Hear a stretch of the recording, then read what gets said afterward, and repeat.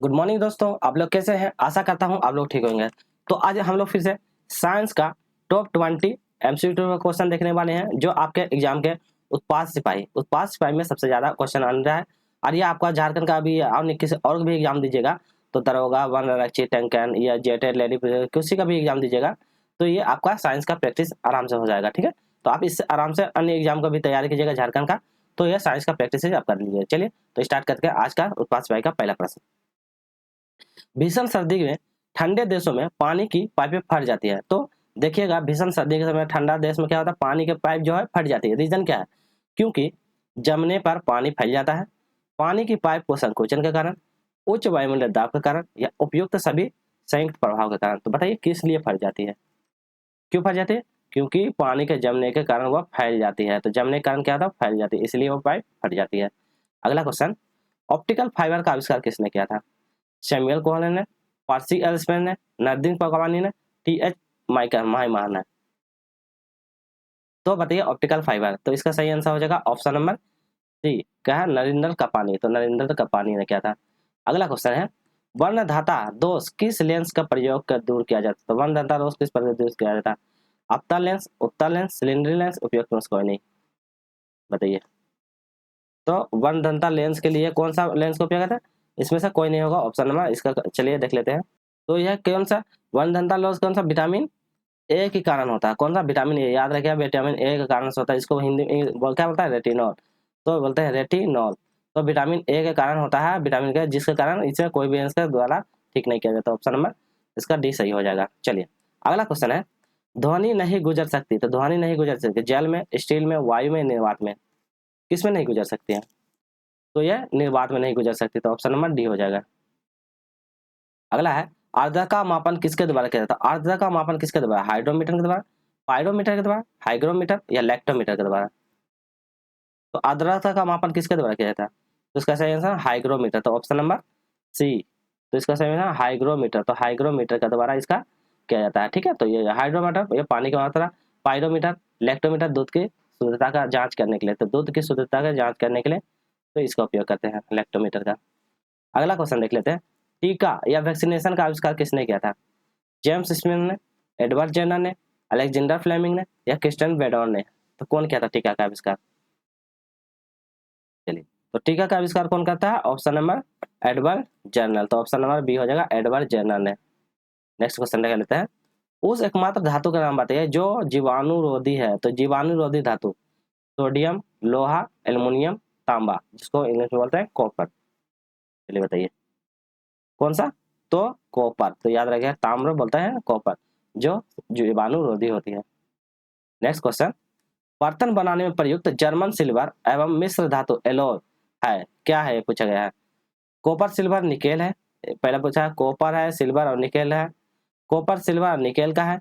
Copper, zinc और aluminium का है। कॉपर, निकेल और एल्यूमिनियम का। क्वेश्चन पढ़िए, बर्तन बनाने का जर्मन सिल्वर मिश्र धातु एलोय, ये पूछा गया है, क्या है? ये पूछा गया है, बताइए आप लोग। तो हम लोग आंसर क्यों बढ़ते हैं? तो क्या है? कॉपर, जिंक और निकेल। तो याद रखें, कॉपर, जिंक और निकेल का ये मिश्र धातु, याद रखें, ऑप्शन नंबर बी हो जाएगा। अगला बोलता है, इनमें से कौन सा एक अक्रिय गैस है? अक्रिय गैस नहीं पूछा है, तो अक्रिय गैस नहीं है। रेडोन, कार्बन, आर्गन और नियोन, अक्रिय गैस नहीं है। तो कौन सा है? कार्बन। तो ऑप्शन नंबर बी, कार्बन क्या है? एक अक्रिय गैस नहीं, बाबा की सारा अक्रिय गैस है। नेक्स्ट है, पेट्रोलियम एक मिश्र धातु है, मिश्रण। पेट्रोलियम एक मिश्रण है किसका? कार्बोहाइड्रेट का, हाइड्रोकार्बन का, कार्बोनेट का या कार्बोनेट का? बताइए किसका मिश्रण है? तो क्या है? ये पेट्रोलियम एक हाइड्रोकार्बन का मिश्रण था। ऑप्शन नंबर बी इसका सही जवाब, हाइड्रोकार्बन का एक मिश्रण है। नेक्स्ट में, रेडियो एक्टिविटी को मापा जाता है। तो रेडियो एक्टिविटी को मापा जाता है माइगेल मोल्टर काउंटर द्वारा, पोलोरोमीटर के द्वारा, कैलोरीमीटर के द्वारा और कैलोरीमीटर के द्वारा। तो किसके द्वारा मापा जाता है? चलिए, तो ये किसके द्वारा मापा जाता है? ऑप्शन नंबर ए, तो माइगेल मोल्टर काउंटर के द्वारा मापा जाता है। तो ऑप्शन नंबर ए इसका सही जवाब हो जाएगा। चलिए नेक्स्ट क्वेश्चन, मानव शरीर में पाचन तंत्र का सबसे लंबा हिस्सा कौन सा है? अग्नाशी वाहिनी, छोटी आंत, बड़ी आंत या ग्रासिका? तो सबसे बड़ी पूछा गया है, लंबा सबसे शरीर, मानव शरीर का सबसे, तो सबसे बड़ी आंत कौन सा हो जाएगा? छोटी आंत। तो ऑप्शन नंबर बी, इसका नाम है छोटी आंत पर सबसे बड़ी होती है। निम्नलिखित में से किसका संश्लेषण यकृत के द्वारा किया जाता है? तो यकृत के द्वारा संश्लेषण vitamin A, vitamin E, vitamin D और विटामिन के। चलिए, तो यकृत का द्वारा किया जाता है तो विटामिन ए। विटामिन ए का नाम क्या है? रेटिनॉल। तो ये भी याद रखें, रेटिनॉल। विटामिन ई इसको बोलता है टोकोफेरॉल। तो टोकोफिरोल, तो याद रखें टोकोफिरोल, जिससे क्या क्या होता है? बांझपन। बांझपन, बांझपन जो नामक बीमारी टोकोफेरॉल के कारण होता है, ठीक है। विटामिन डी के कारण क्या होता है? रिकेट्स। रिकेट्स नामक बीमारी होता है विटामिन डी, जिसमें से बच्चा का शरीर में क्या होता है? मसल कम हो जाता है, हड्डियां दिखाई देती है, ये वाला। आप विटामिन के जानते हैं क्या? रक्त का थक्का जमने का। तो रक्त का थक्का तो नहीं जमने का कारण है विटामिन के, इसी का नहीं होने का रक्त का थक्का नहीं जमता है। चलिए, अगला क्वेश्चन देख लेते हैं। रक्त में प्रतिस्पंदन पदार्थ कौन सा है? फाइब्रिनोजन, हिपेरिन, थ्रोम्बिन या ग्लोबिन? चलिए, तो कौन सा हो जाएगा? प्रतिस्पंदक पदार्थ हो जाएगा, ये हो जाएगा हिपेरिन। तो ऑप्शन नंबर बी हो जाएगा हिपेरिन। नेक्स्ट क्वेश्चन करते हैं। निम्नलिखित में से किस हार्मोन को आपातकालीन हार्मोन कहते हैं? इमरजेंसी हार्मोन के नाम से जाना जाता है। एड्रिनल, थायराइड, वेसिप्रोफिन या इंसुलिन? जो आपातकालीन हार्मोन मतलब कि आपको इमरजेंसी में क्या होगा, आपका माइंड को बता देगा कि आपको भागना चाहिए, दौड़ना चाहिए, रोना चाहिए, तो इमरजेंसी हार्मोन बताता है कि भागो, कूदो, इस प्रकार का हार्मोन, तो इसी को बोला जाता है। ये कौन सा? एड्रिनल ग्रंथि होता है। तो ऑप्शन नंबर ए एड्रिनल ग्रंथि होती है, आपातकालीन हार्मोन के नाम से भी जाना जाता है।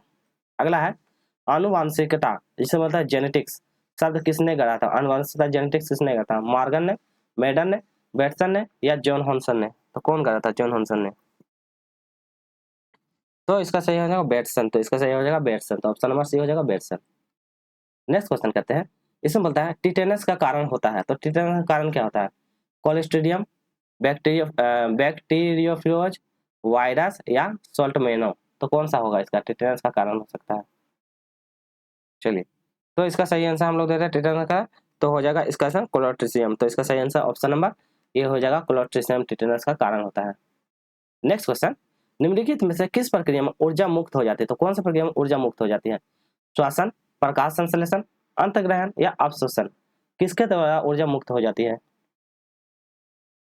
तो ये श्वसन की प्रक्रिया के द्वारा क्या होता है? ऊर्जा मुक्त हो जाती है। तो ऑप्शन नंबर ए हो जाएगा। आज का अंतिम प्रश्न देख लेते हैं। भारी मात्रा में अल्कोहल पीने वाले लोग प्रायः मरते हैं। तो भारी मात्रा में अल्कोहल पीने वाले लोग मरते हैं, कारण क्या? रुधिर कैंसर के कारण, सिरोसिस के कारण, यकृत या उदर कैंसर के कारण या हृदय पेशियों में कमजोर होने के कारण, कार्डियक अरेस्ट के कारण, अरेस्ट से। तो किसके कारण मृत्यु हो जाती है?